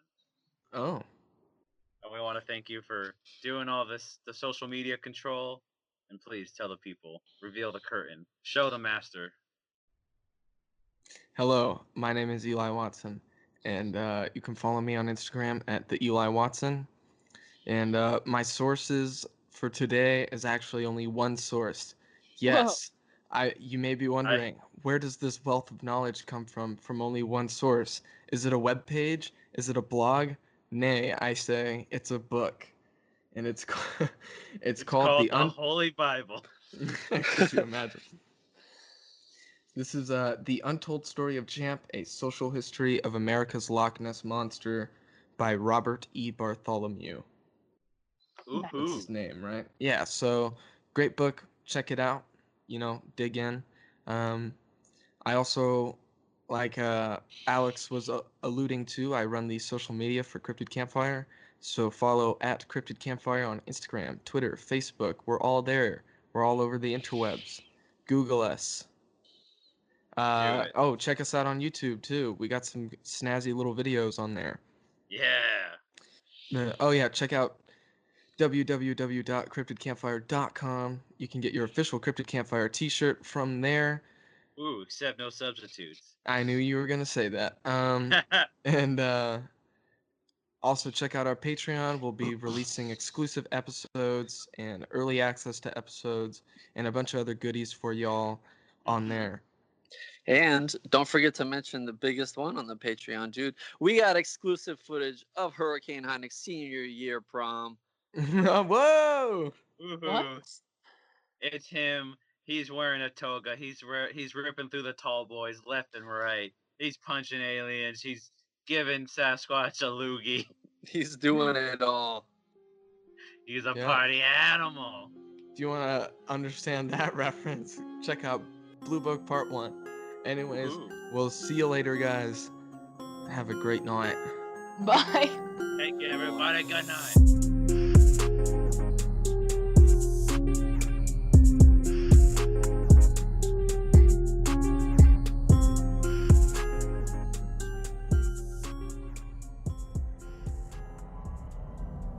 This podcast is a part of Straight Up Strange Productions.